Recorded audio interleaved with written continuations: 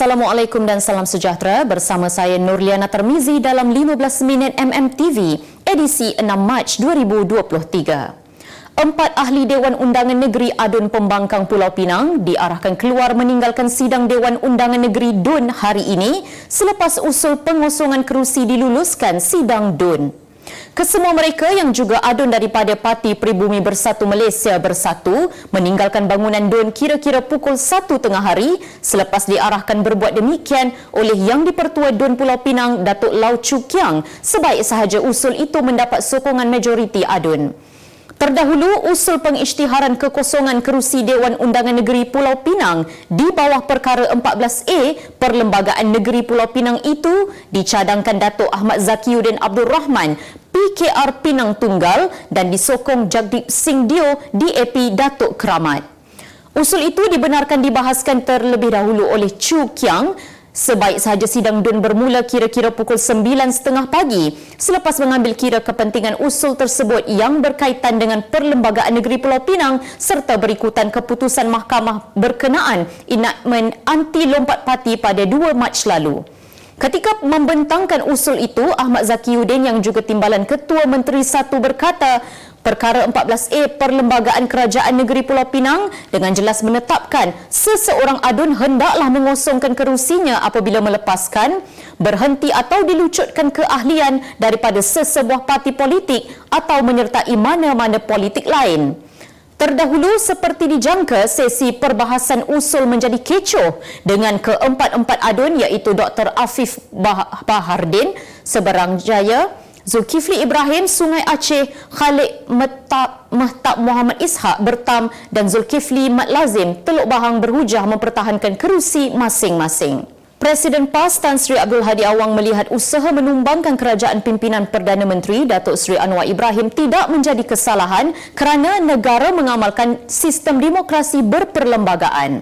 Ahli Parlimen Marang itu juga menegaskan beliau tidak melangkaui titah Yang di-Pertuan Agong kerana baginda mahukan sebuah kerajaan yang stabil dan mengekalkan kerajaan pimpinan Anwar sehingga habis penggal, bukan sesuatu yang mengikat dan menghalang perubahan. Sementara itu, beliau turut mempertahankan ramalannya sebelum ini bahawa kerajaan persekutuan di Takbir Anwar akan tumbang dalam masa terdekat. Menggambarkan bahawa perubahan kerajaan merupakan satu perkara yang biasa dalam politik, tambah Abdul Hadi, tiada yang mustahil untuk melihat ramalannya itu menjadi kenyataan. Terdahulu, Abdul Hadi pada 28 Februari lalu memberitahu Dewan Rakyat bahawa pembangkang tidak boleh dipersalahkan jika kerajaan persekutuan tumbang. Bagaimanapun, Abdul Hadi tidak menyebut jika Perikatan Nasional sedang mengatur sesuatu ke arah itu.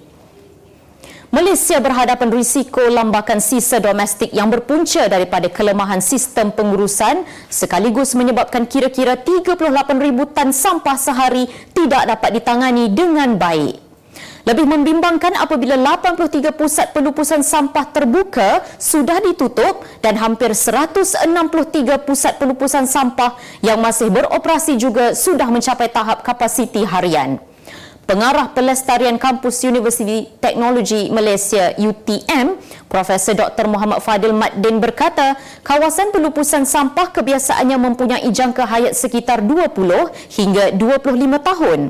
Tambahnya, terdapat juga kawasan yang bahaya yang hanya mempunyai jangka hayat sekitar 15 tahun dan tidak mampu lagi menampung lambakan sisa domestik, terutama sampah pukal dan sisa organik. Sementara itu, pensyarah Jabatan Kesihatan Persekitaran dan Pekerjaan, Fakulti Perubatan dan Sains Kesihatan, Universiti Putra Malaysia UPM, Profesor Madya Dr. Haliza Abdul Rahman berkata, kebanyakan tapak pelupusan sampah seperti di Pekan Nanas, Pontian, Jemaluang dan Mersing yang sudah menjangkau lebih 25 tahun dijangka mampu bertahan untuk 2 ke 3 tahun sahaja lagi, ekoran hampir mencapai kapasiti maksimum. Suri rumah yang maut ditembak suaminya yang juga anggota polis semalam di Kampung Bendang Baru, Simpang 4, hamil 5 bulan ketika kejadian. Ibu mangsa Cik Mas Taha, 63 tahun memberitahu anak bongsunya itu, Safsu Farnisha Saleh, 26 tahun, hamil anak pertama selepas berkahwin dengan suspek selama 2 tahun. Suspek berpangkat Lance Corporal yang disyaki menembak mati isterinya lebih 5 das semalam direman 7 hari sehingga 12 Mac bagi membantu siasatan kes berkenaan. Perintah reman dikeluarkan jam 9 pagi oleh Magistrate Mahkamah Kangar Ana Rozana Muhammad Nur di wad di Hospital Tuanku Fauziah Kangar di mana suspek kini dirawat dan bakal menjalani pemeriksaan psikiatri di hospital itu. Suspek berusia 27 tahun yang bertugas di bahagian siasatan jenayah narkotik Ibu Pejabat Polis Kontingen IPK Perlis dipercayai menembak mangsa menggunakan pistol dari jenis Walther P99. Mengungkap gerbang informasi terkini, maklumat tepat, sahih dan diyakini. Kami sajikan berita dalam dan luar negara. Kupasan berita merentas dimensi tanpa sempadan. Bukan itu sahaja, berita eksklusif dan inklusif juga menjadi keutamaan kami. Kami hidangkan suatu perspektif berbeza untuk membuka mata anda. Info tetap kami berikan tanpa perlu anda cari. Hanya terbaik buat anda. 5 hari seminggu setiap hari pada jam 6.45 petang. Tak perlu tunggu berita jam 8. Inilah saluran berita yang lebih pantas.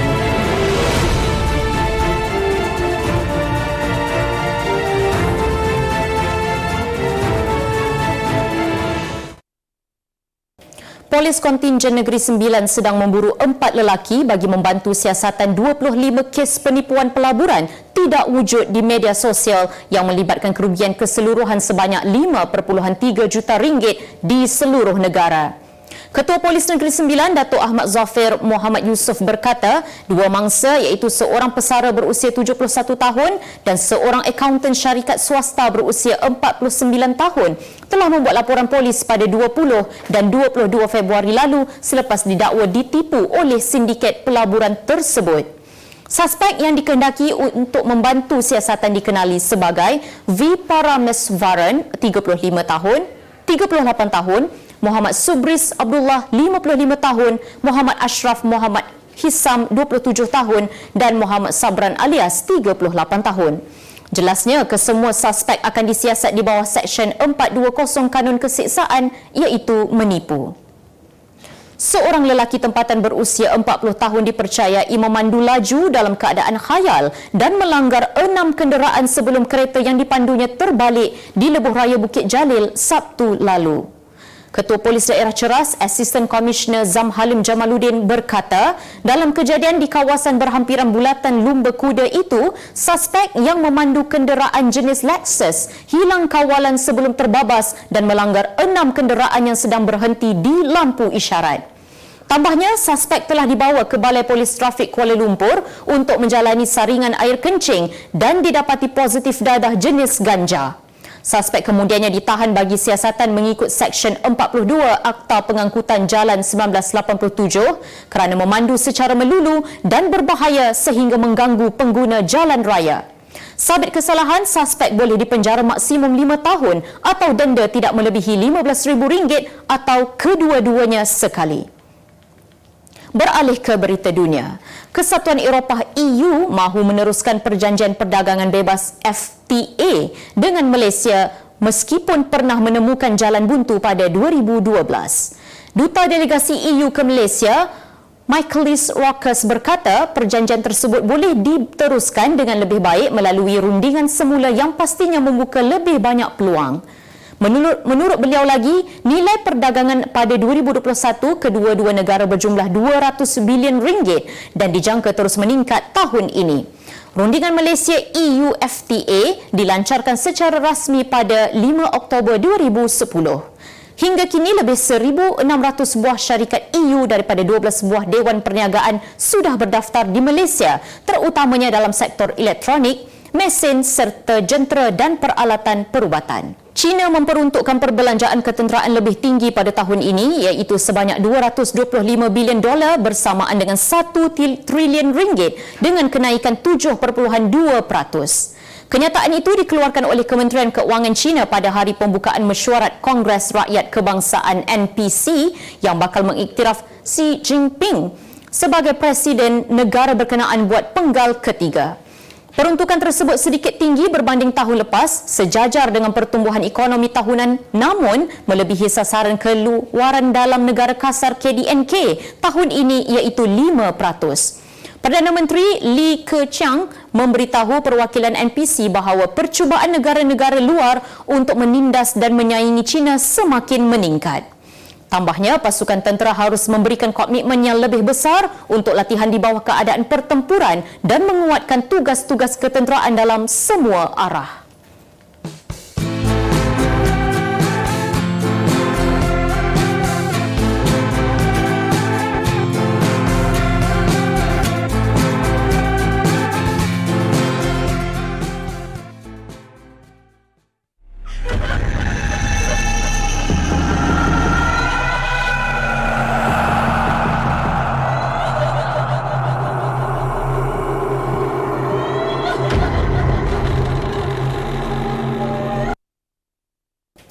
Berita ekonomi. Kenaikan kadar dasar semalaman OPR adalah wajar dan perlu bagi memastikan inflasi terkawal serta ekonomi terus mapan walaupun kenaikan tersebut akan memberi kesan kepada peminjam dan penyimpan.